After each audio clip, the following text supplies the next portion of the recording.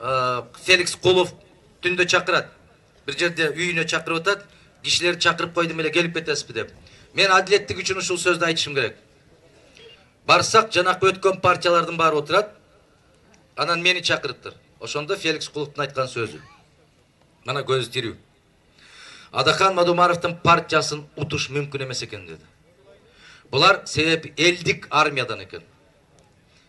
Ошондо анча-мынча өткөн могу жерде биз чогуу болобуз, бирге болобуз деген үкөлөрүм кичине тызылдап кетти да. Айтты ошондо. Силер канча акча чачтыңар мен билем. Мен канчаны чачтым, силер билесиңер. Бирок бүтүн Кыргызстан бир тыйын чачпай туруп, биз топтогон добуштан көп добушту топтоду. Биз муну жигиттик үчүн айтып коюшубуз керек деп айтты. Аны кийин теледен да чыгып айтты. Бүтүн Кыргызстан уткан партия деп. Биз утуп эле калбастан, биз эң алдыңкы катарга чыккан партиябыз.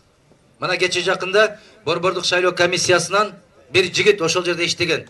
Ошол келип айтып атпайбы? Биз бүтүн Кыргызстандан кеминде мен билгенден дейт 100 000 добуш алдык дейт, урдадык дейт. Ошону билет экенсиң, көрөт экенсиң, өзүң көзүң менен көргөн экенсиң. А эмне үчүн чыгып теледен айтпайсың, же гезитке бербейсиң десем, заманды көрүп атпайсызбы дейт.